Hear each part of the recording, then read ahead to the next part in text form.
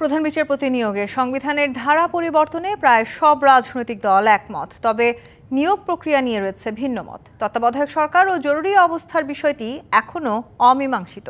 NCP সংবিধানে জুলাই সনদ অন্তর্ভুক্তি চাইলেও বিএনপি তা চায় না। এছাড়া এ মাসেই জুলাই সনদ প্রকাশের আশা করছে জাতীয় ঐকমত্য কমিশন।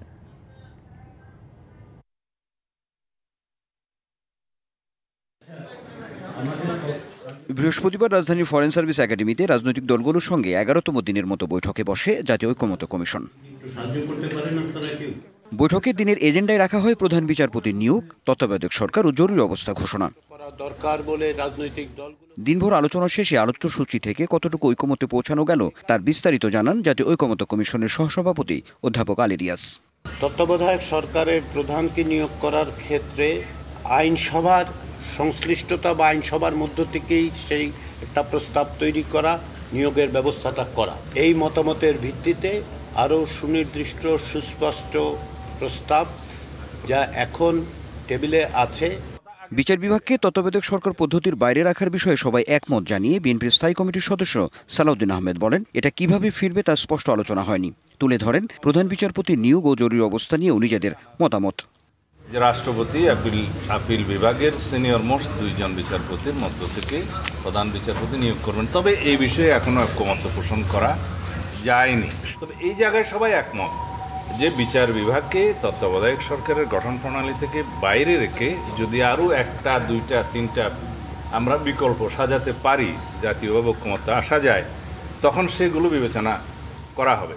টাইলক্স টয়লেট ক্লিনার, যার অ্যান্টিব্যাকটেরিয়াল এজেন্ট টয়লেটের কোনায় কোনায় পৌঁছে 99% জীবাণু ধ্বংস করে। আপিল বিভাগ থেকে জ্যেষ্ঠতার ভিত্তিতে 2 জন বিচারকের প্যানেল থেকে প্রধান বিচারপতির নিয়োগ নিয়ে একই মত দেয় জামায়াত ও এনসিপি। তত্ত্বাবধায়ক সরকার ও জরুরি অবস্থা নিয়েও তুলে ধরে স্ব অবস্থান। যিনি কর্মে প্রবীণ এবং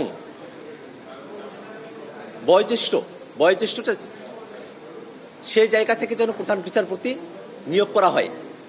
দিনের এজেন্ডার বাইরে জুলাই সনদ নিয়ে সাংবাদিকদের প্রশ্নের জবাবে বিপরীতমুখী অবস্থান দেখা যায় বিএনপি ও এনসিপির মধ্যে। গভর্নমেন্টের লেজিটিমেসি প্লাস জুলাই গণ অভ্যুত্থানের সেই ইমোশনকে, চেতনাকে, সেই ঘোষণাকে আমরা ওখানে এমবডিড করতে পারি এবং সেই লেজিটিমেসিটা ওখানেও আসতে পারে এবং সেটা চতুর্থ তফসিলে আসাটা মোর অ্যাপ্রোপ্রিয়েট হবে।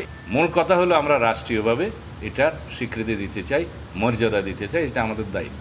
জুলাই ঘোষণাপত্র সংযুক্ত করতে হবে এবং এই জুলাই ঘোষণাপত্র গাইডিং প্রিন্সিপাল হিসেবে রাষ্ট্র পরিচালনার মূলনীতির জায়গায় জুলাই ঘোষণাপত্রের সাংবিধানিক স্বীকৃতি এবং কার্যকারিতা নিশ্চিত করতে হবে।